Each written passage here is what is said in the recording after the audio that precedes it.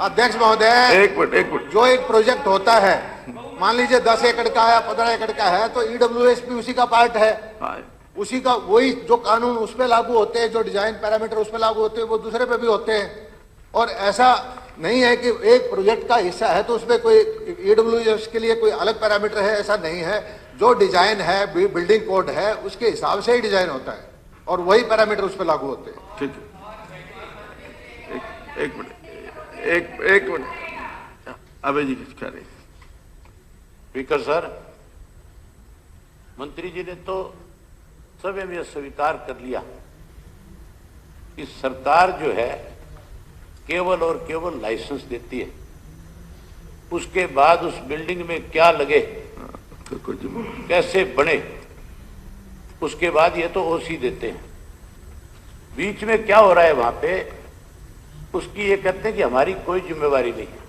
ये माना इन्होंने अभी कि लेबोरेटरी उनकी स्वयं की होती है, उनके स्वयं इंजीनियर होते हैं क्वालिफाइड, वो बताते हैं। नहीं, तो आप मुझे एक मिनट सर, आप मुझे एक चीज बताओ, मेरे खेत में कोई काम करने वाला है, मेरा कोई मैनेजर है, उसको तो मैं जैसे कहूंगा रिपोर्ट वैसे करेगा या अपनी मर्जी से रिपोर्ट करेगा? तो इसका मतलब सरकार ने ये जो डिपार्टमेंट बनाया है, इसका कोई काम नहीं है।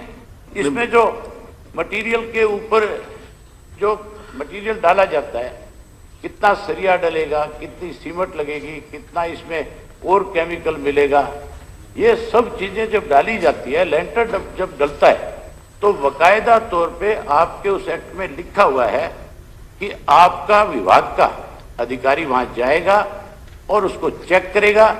चेक करने के बाद अगर उसमें कोई कमी पाई जाएगी तो फिर आप उसको रोकोगे। आपने तो बड़ा सीधा सा साधारण सा एक उत्तर दे दिया, उसके अंदर कह दिया कि अगले की जिम्मेवारी, अगले की लेबोरेटरी है, अगले के सारे अधिकारी हैं, अगले के इंजीनियर है, वही बैठ करके मंत्री जी मैं भी तो क्या केवल आपका काम लाइसेंस जो उनका कंसर्न है, ये बहुत बड़ी। एक मिनट मेरी, मैं भी कुछ कहना चाहता हूँ।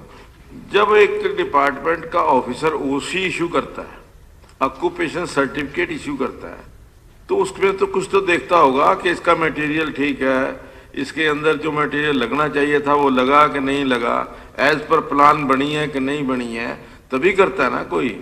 तो जिसने भी ऑक्यूपेशन सर्टिफिकेट इशू किया है उसके खिलाफ कार्रवाई होनी चाहिए, और जो उसके इंजीनियर जो भी हैं उसको सर्टिफिकेट देने वाले, उनके खिलाफ कार्रवाई होनी चाहिए। आखिरकार जो बिल्डर को सर्टिफिकेट दिया है, ऑक्यूपेशन सर्टिफिकेट दिया है, वो अधिकारियों ने दिया है, तो जिम्मेवारी तो अधिकारियों की है।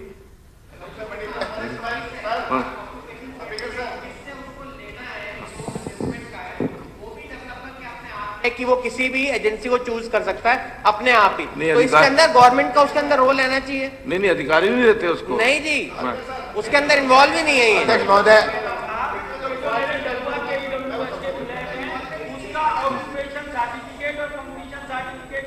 काफी उपलब्ध करा दो, दूध का दूध, पानी का पानी हो जाएगा।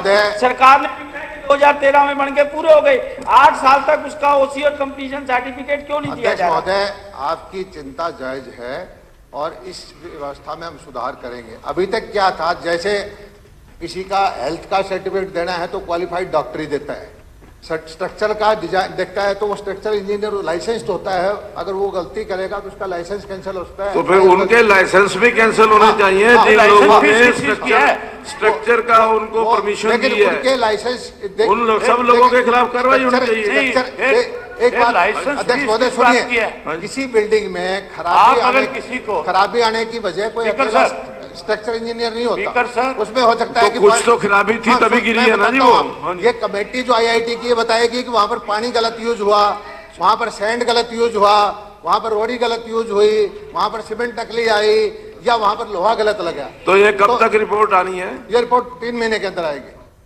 और ये पूरे जो आईआईटी के इंजीनियर देंगे, जो जिसने गलती की है उसके खिलाफ कार्रवाई की जाएगी। स्ट्रक्चर इंजीनियर मान लीजिए सरिया पूरा डाल रखा है तो उसकी जिम्मेदारी नहीं होती।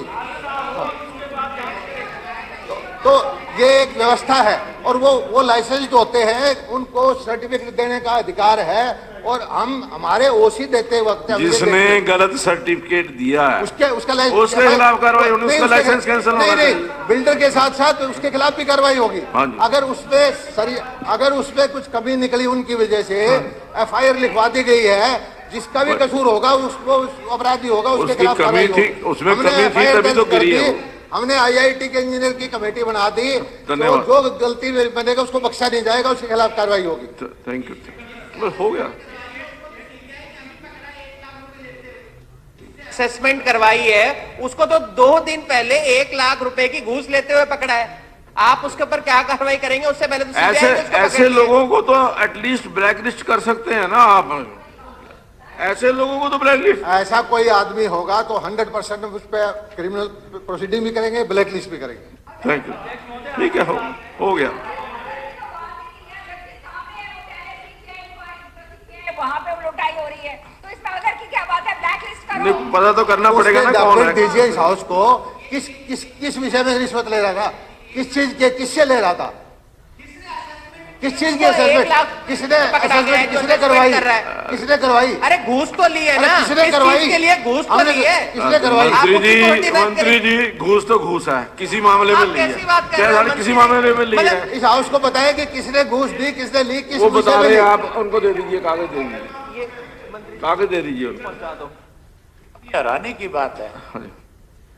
कि सरकार के मंत्री हैं, हर एक आदमी ने घूस ले रखी है, 2 दिन पहले ली है, इनको पता है ये मामला सदन में आना है, इनको ये भी जानकारी दी है कि किससे घूस ली है, किसने ली है। चलिए, ये कागज भी हमें उपलब्ध चलो, कराने पड़ते सुने। हैं। मैं जो पूछ रहा था इनसे, मेरा जो सवाल था, जो मैंने अभी आपके माध्यम से पूछा था, कि उस बिल्डर के खिलाफ, जिसकी जो बिल्डिंग थी, जिसको लाइसेंस दिया गया था, उसके खिलाफ ये कहते हैं कि हमने एफआईआर लॉन्च करी। आप ये बताओ ना कि एफआईआर जो आपने लॉन्च करी है, उसमें धाराएं कौन कौन सी लगाई है?